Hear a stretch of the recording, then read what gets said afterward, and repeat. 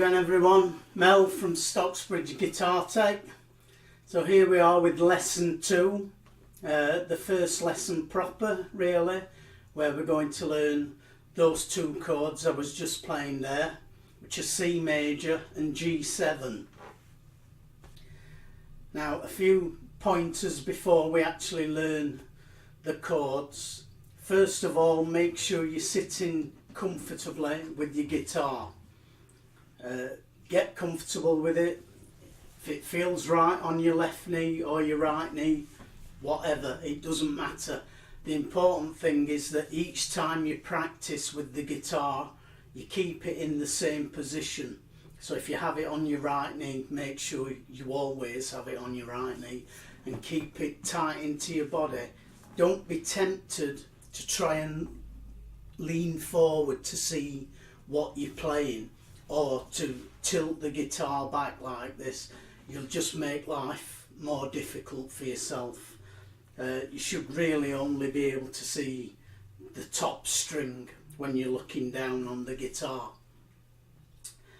The other pointer I'd like to give you is when we're pressing the strings down onto the fretboard, we need to use the very tips of the fingers, not the pads, not the fleshy part.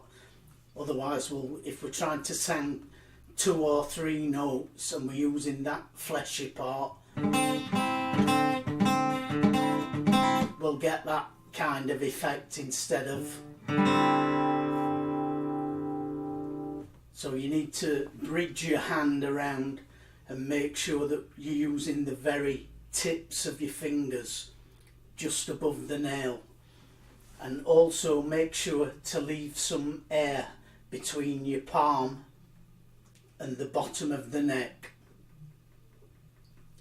Okay, so sometimes I might refer to the fingers of the left hand using numbers.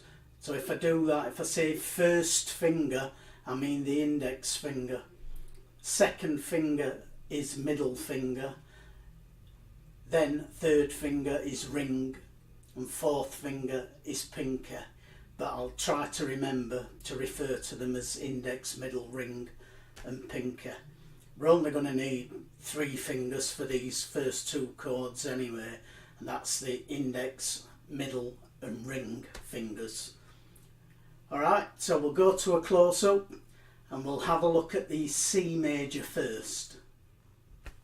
So for the C major, we're going to start with our ring finger, and we're going to place the ring finger on string number 5, which is the second one down from the top here,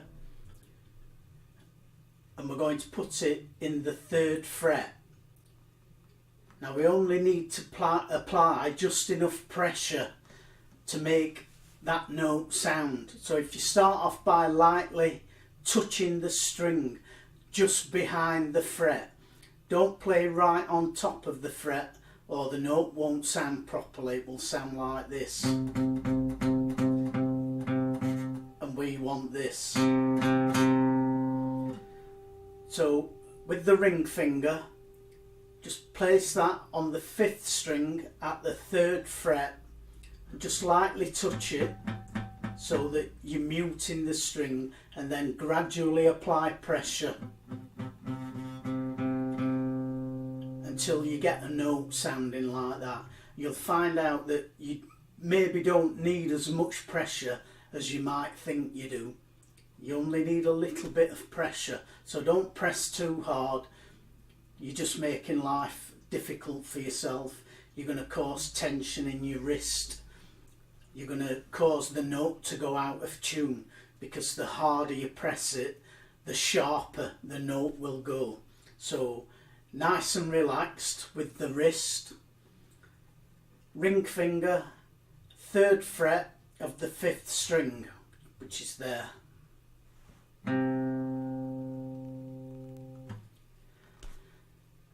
Then we're going to take the middle finger and we're going to do the same thing, but this time on the 4th string and in the 2nd fret. So again,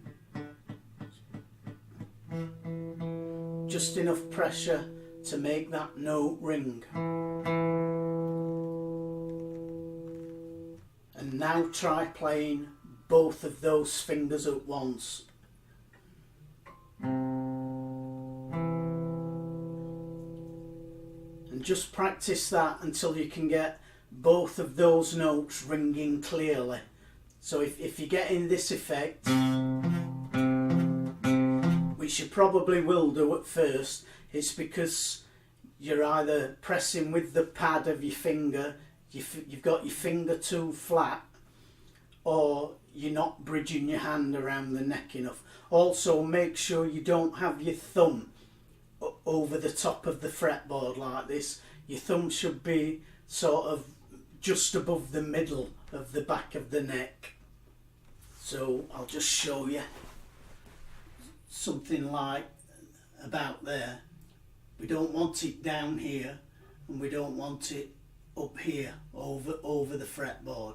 Round about there.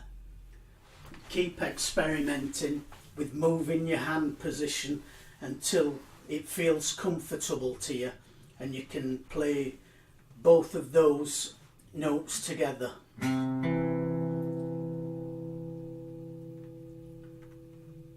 Once we've got that, we want to play the next string open. That just means we're not pressing any strings down on that third string. We're just playing that G string open. So now we've got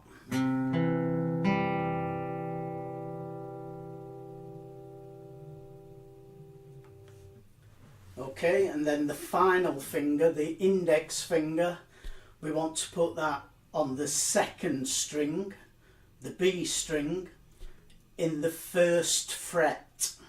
So do the same again, just lightly play the string, muting it, and keep pressing down until you get the note to ring. And that's just as hard as you need to press. So all together we've got ring finger, 5th string, 3rd fret, middle finger, 4th string, 2nd fret, 3rd string open, and index finger, 2nd string, 1st fret.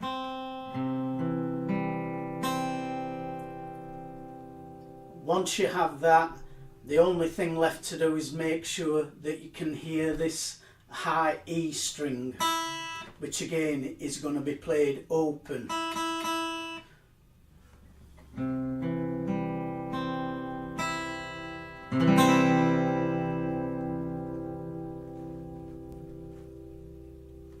And that's the C major chord.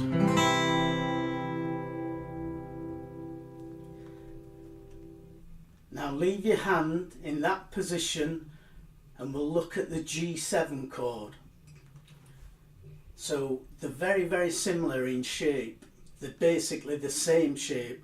All we need to do is drop these two fingers on top, the ring finger and the middle finger, down a string. So now we've got the ring finger in the 3rd fret of the 6th string, the lowest string, and we've got the middle finger in the 2nd fret of the 5th string. And again, just practice with those two till you can get them sounding.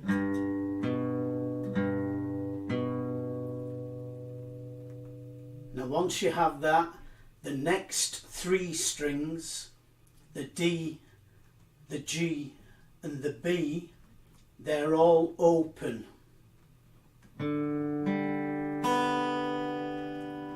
So we don't need any fingers for those. So now we have,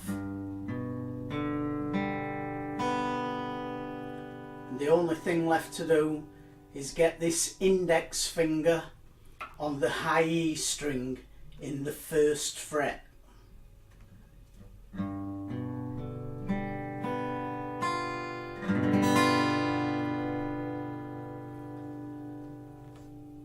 So once again, ring finger, 6th string, 3rd fret, middle finger, 5th string, 2nd fret, index finger, 1st string, 1st fret.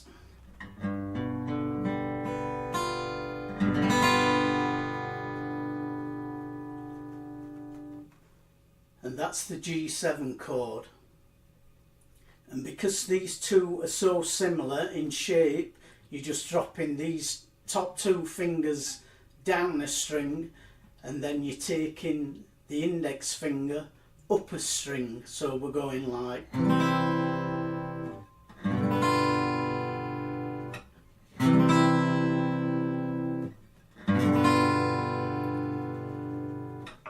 so once you can play both of those chords individually, I'd like you to practice then going between them. So just play very slowly at first, just 1, 2, 3, 4, and then change 1, 2, 3,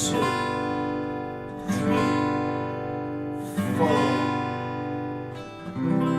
and so on, and see how smooth you can get those chord changes before you attempt the next lesson.